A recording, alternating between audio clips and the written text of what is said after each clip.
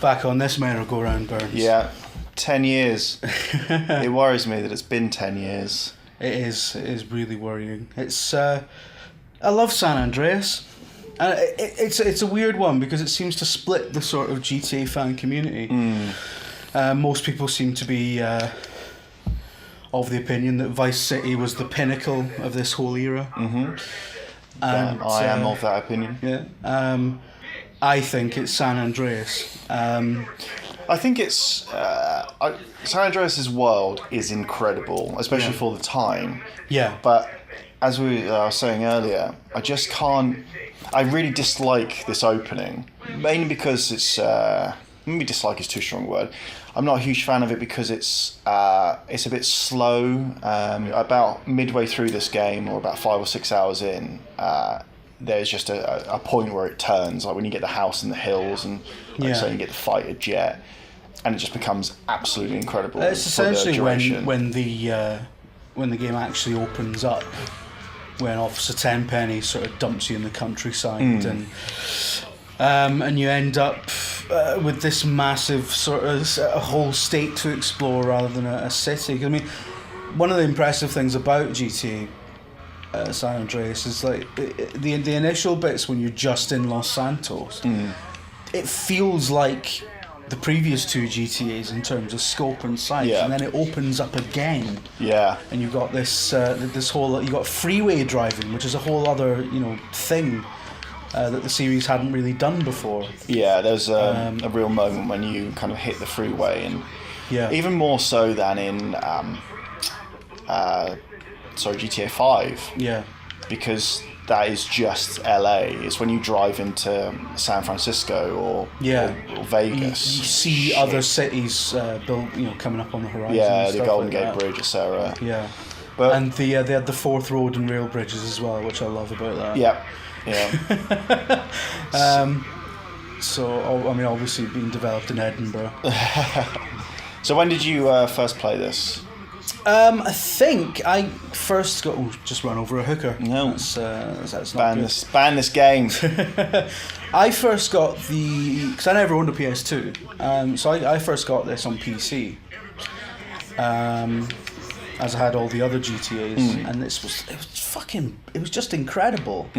And I remember, I don't know if this was the same for the other versions, but the PC version had this sort of hardback booklet. Yeah, I've got that one. Yeah, about Los Santos and about it was done like a tourist guide, as a lot of them have been.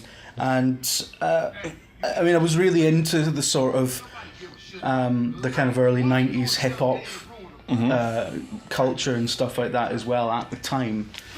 So I think it was around the same time that I was getting into stuff like Public Enemy and NWA and all that kind of stuff. So it was sort of like this perfect storm at the time, that I was kind of destined to love this game.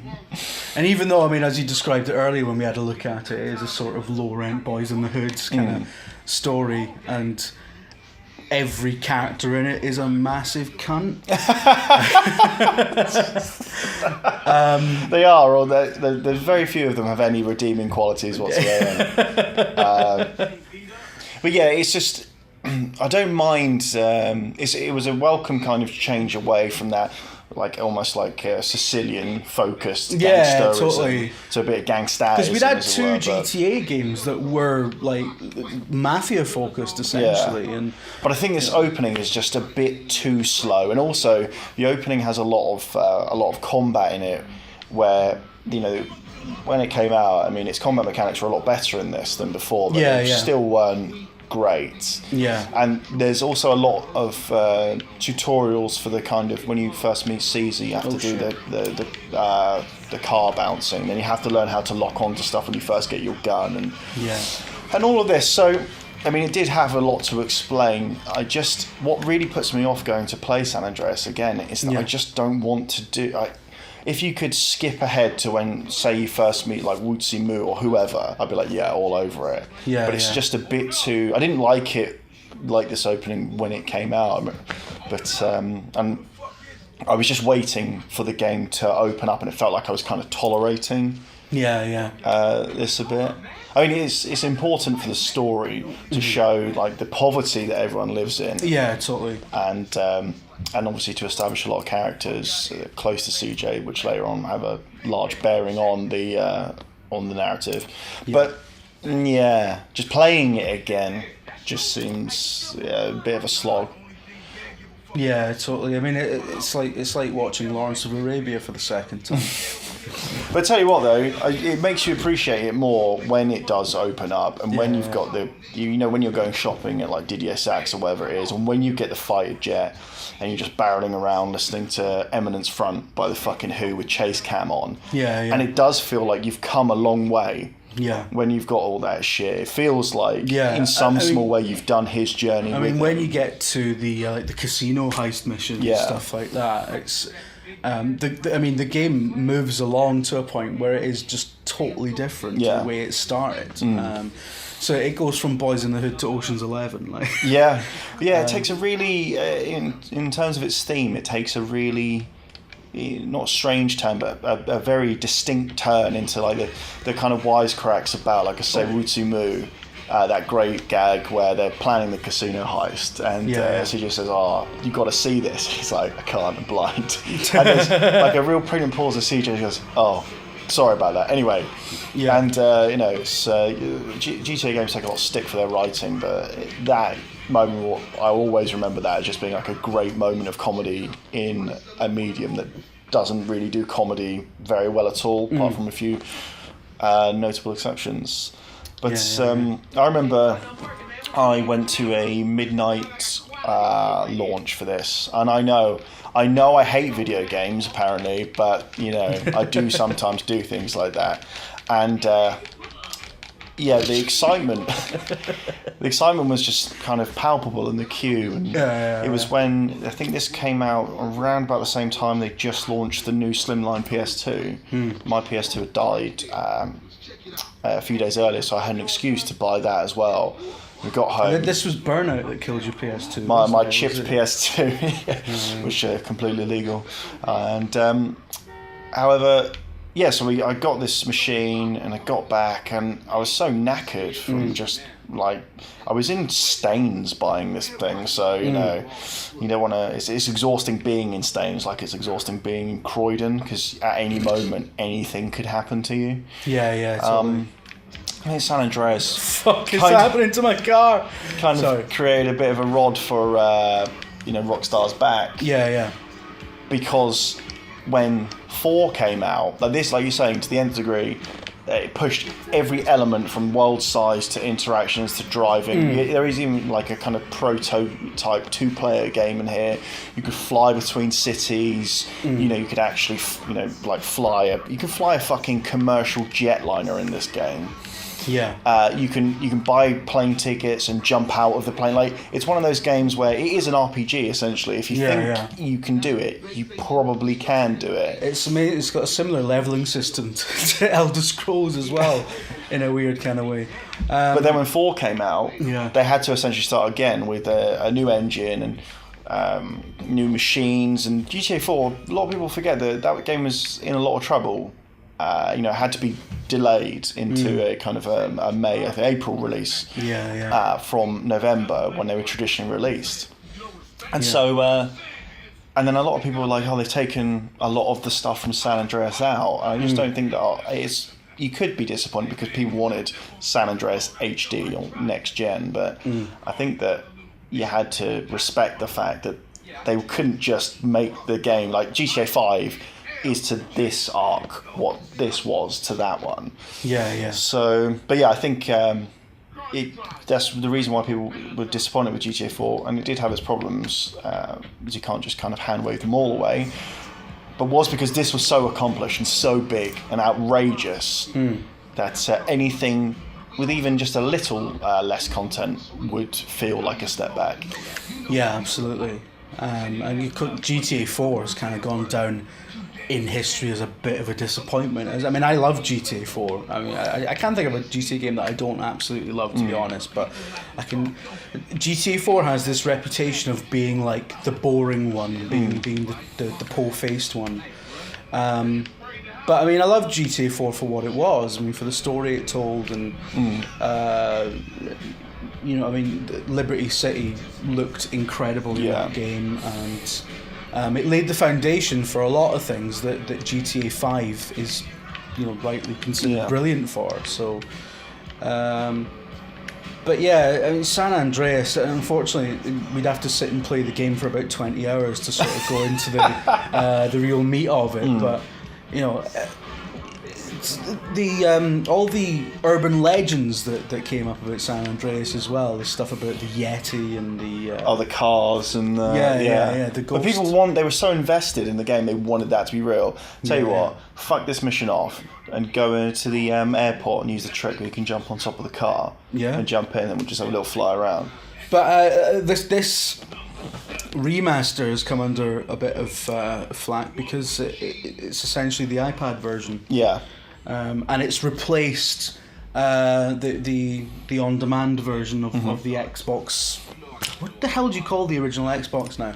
The original Xbox version that used to be on there. That's the third version I bought. This is the fourth. So it doesn't feel like something that you should have to buy again. This feels like an incremental upgrade to the So to the one that was previously on demand. So I'm slightly disappointed that it's nothing about it that feels particularly remastered. It's just running in widescreen. Maybe I'm spoiled by the fact that I initially played it on PC, which this looks a lot better than it did on PS2. But as Tom was saying earlier, the kind of low res element of the PS2 version hid a lot of the game's faults. So it's a kind of it's a double-edged sword. But I wouldn't go into this expecting kind of San Andreas, but with GTA 5 sort of stuff. Anything so close when to that. people talk about a HD remake of San Andreas or Vice City or anything, I think, and that's really secretly what they're wanting, though, isn't it? I have to admit, I don't know what I was expecting, but I was slightly disappointed when it first booted up, and it was the same the same kind of jerky animation where you got that shot in the opening sequence where the car's going along the road and the car is moving along the road at a pace that's that doesn't make any physical sense whatsoever. Right, forget this guy. Take a hard right. All right, so pull the car up as close to the booth, the attendant booth here, as you can get it. Okay. So that'll do. All right, I reckon. Oh fuck. All right. Yeah. Now, if you just get out of the car, jump on top of it. This is like the one that I flew the other day, Jim. Yeah. Oh, the actual plane that you actually flew? Yeah. And wasn't a video game or anything? No, but the pilot who was instructing me did say, you've got you're good at this for a beginner. And I was like, yeah, play a lot of video games. So, yeah. Right. And also, it does pretty much handle like this. Yeah? Yeah. That's like actual planes. Alright, that's good. That's good to know. So... is it reasonable to think that, if you've watched Independence Day enough times, you're capable of flying an F-15? Is that, I reckon. That's good enough. That's fine, though. So get K-Dust on. Come on, let's do it. If we're going to do this right. It's not letting me change the station. No. There it is. K-Dust, there we go. Very rusty. They say they've improved the draw distance on this version. I mean, to be fair, LA is a fucking horrible place that's covered in a permanent smog, but... this isn't... this draw distance is not great. It's really not, is it? That's actually quite bad. And considering flying is one of this game's, true pleasures... Oh, the pop-in as well. You buy that house, don't you? Is it that one there that you get? That's one of them, yeah. It's right behind the Vinewood sign and shit. I used to... when we were fucking around with this, when we kind of did little missions and stuff, my mates would fly the F-15 over the top of the house, and you'd have to bail out and land in the swimming pool from the top of the game's ceiling. And and the game was just built for that sort of dicking about. Totally.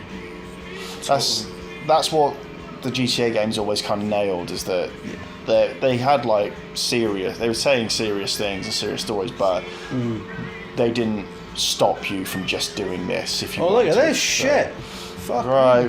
we're in Vegas. We're already here. Yeah. And it's struggling to load in. There's a fighter jet behind, so watch out for the... Really? Yeah. Oh dear. Right, we're going to find San Fierro. San Fierro will be over this way, won't it? Yeah. Oh. Motherfucker. Oh, my life, man. Right, okay.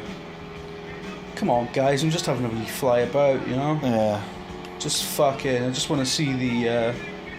fuck the Golden Gate. I want to see the 4th rail bridge. So I think that Dreamliner is in there, but I don't think it will open if you got in. Nah. Well, this is embarrassing.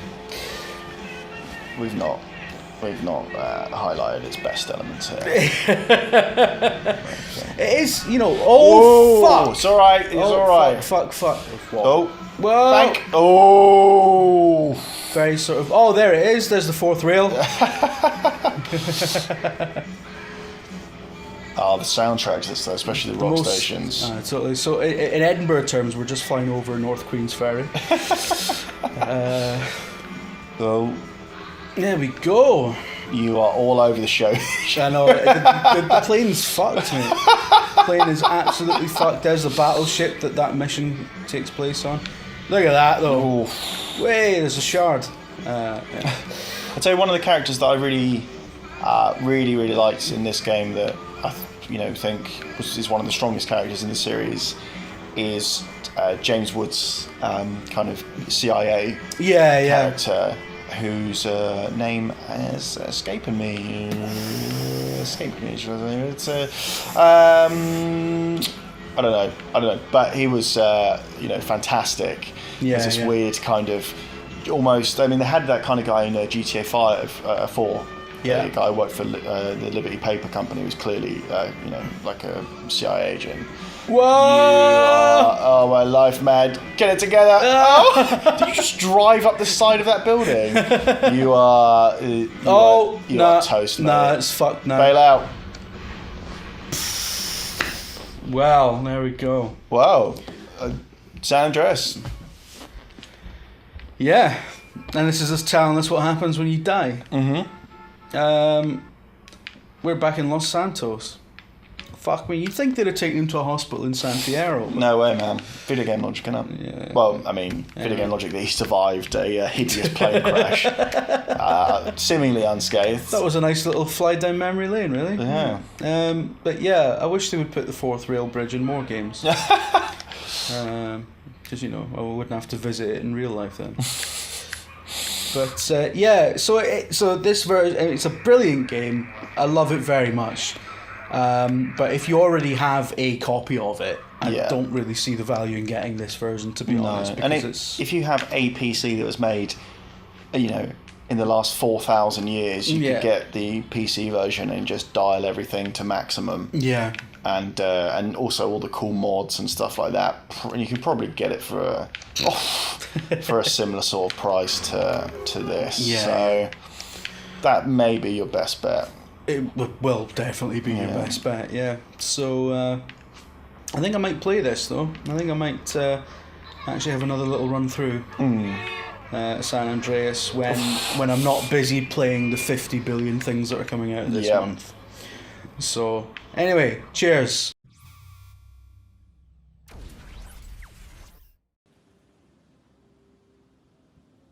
Michael, are you gonna tell the boys and girls to subscribe? I was working up to the impatient little gat.